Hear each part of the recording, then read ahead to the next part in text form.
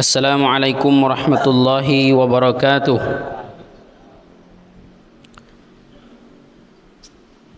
Alhamdulillah. Alhamdulillahi rabbil alamin wa bihi nasta'in ala umurid dunya waddin. Wala hawla wala quwwata illa billahil aliyyil azim. Nashhadu an la ilaha illallah wahdahu la syarika lah wa nashhadu anna Muhammadan abduhu wa rasuluhu la nabiyya ba'dah. Allahumma salli wa sallim ala sayyidina Muhammad ibn Abdullah wa ala alihi wa sahbihi wa mawalah, amma ba'du. Rabbi syrah li sadri wa yassir li amri wahlul 'uqdatam min lisani yafqahu qawli wa saddid lisani wahdi qalbi bihaqqi sayyidina Muhammadin sallallahu alaihi wasallam. Yang saya hormati, saya muliakan para alim, para ulama, orang tua cerdik pandai, jamaah Masjid Raya Al-Istiqomah. Yang saya hormati segenap pengurus Masjid Raya Al-Istiqomah, umumnya kepada jamaah zuhur yang dimuliakan Allah Ta'ala. Sesuai permintaan daripada pengurus, kami diminta untuk mengulang kembali tema yang kita bicarakan sebelum-sebelumnya. Mungkin karena waktu itu sound system lagi terganggu. Alhamdulillah ini lah ganti baru, Pak. Lah ganti baru, alhamdulillah. Berarti tidak ada macet. Kemarin tu agak macet. Bapak Ibu yang saya hormati, jemaah zuhur yang dirahmati Allah Subhanahu wa taala. Islam itu menilai kita sebagai pemeluk agama Islam ini dari dua sisi. Yang pertama dinilai dari sisi zahiriyah, yang kedua daripada batiniah. Maksud penilaian tersebut adalah orang Islam akan dianggap dapat pahala atau orang Islam akan dianggap berdosa, yang mana penilaian tersebut bersumber dari dua sisi.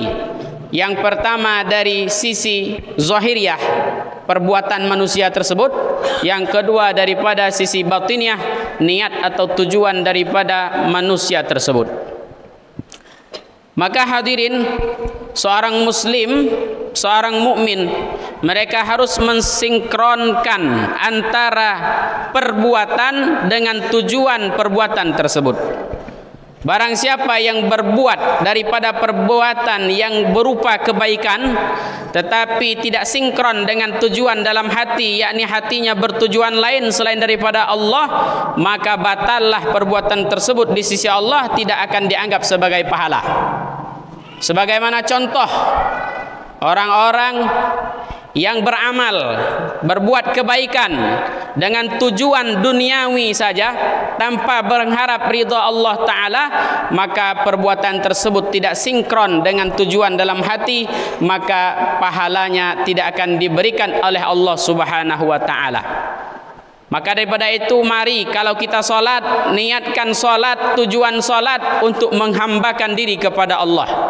Kalau kita sedekah, niatkan sedekah, jadikan tujuan sedekah untuk membantu agama Allah. Kalau kita niat, kalau kita pergi haji, pergi umrah dengan niat untuk mengikuti dan menaati perintah Allah. Jangan jadi orang soleh tapi niat salah. Jadi orang soleh tapi bertujuan supaya diagung-agungkan orang, supaya terkenal dengan kesolehan. Maka ini adalah niat yang salah. Sebagaimana juga diceritakan bahwa Sayyidina Ali Zainal Abidin itu pernah datang ke rumah seorang bapak haji, yang mana dia haji sudah 3 kali. Itu ketika datang ke rumah, bapak haji memanggil pembantu, pembantu, tolong ambilkan taplak meja yang saya beli waktu haji sebelum tahun yang lalu. Tolong ambilkan taplak meja yang saya beli di Mekah sebelum haji tahun yang lalu. Artinya orang ini sudah mengatakan bahwa saya sudah haji sebelum tahun yang lalu, tahun sekarang. Itu kata Sayyidina Ali Zainal Abidin, Pak Haji tadi yang ngomong seperti itu, dia sudah menggugurkan pahala 3 kali haji. Karena dia haji tersebut dia pamerkan kepada orang lain tanpa ada kebutuhan tertentu. Hadirin yang dimuliakan Allah Subhanahu wa taala, mari kita perbaiki hati kita. Setiap langkah kita keluar ke rumah, setiap perbuatan yang kita buat, mari kita dasari dengan niat yang benar, yaitu mencari ridha Allah Subhanahu wa taala. Orang yang benar-benar mencari ridha Allah, dia tidak akan tertarik dengan pujian, dia tidak akan sombong dengan pujian, dan juga dia tidak akan lemah karena celaan orang lain. Karena sesungguhnya barang siapa yang mencari ridha Allah, maka dia tidak mengharapkan apapun kecuali ridha Allah Subhanahu wa taala. Hadirin yang dimuliakan Allah Subhanahu wa taala, para ulama hadis banyak mengutip hadis yang ditulis pertama kali dalam kitab hadis mereka, yaitu tentang niat dan tujuan daripada beramal. Diceritakan oleh Imam At-Tabrani bahwasanya pada zaman Nabi Muhammad SAW hijrah dari Mekah ke Madinah, maka kata Ibnu Abbas, kata Ibnu Mas'ud, beliau mengatakan, ketika kami hijrah dari Mekah ke Madinah bersama rombongan Nabi Muhammad SAW, ada salah seorang di antara kami yang dia berhijrah adalah karena tujuan ingin menikahi seorang perempuan. Jadi dia hijrah dari Mekah ke Madinah. Rupanya sebelum hijrah dari Mekah ke Madinah, dia melamar seorang perempuan. Perempuan tersebut menolak dia, dan perempuan itu pergi ke Madinah. Maka ketika rombongan ini pergi ke Madinah, laki-laki ini pun ikut pergi ke Madinah, hijrah bersama sahabat, tetapi dengan tujuan ingin mencari perempuan tersebut di Madinah, dan dia menikahi perempuan tersebut. Perempuan tersebut bernama Ummu Qais.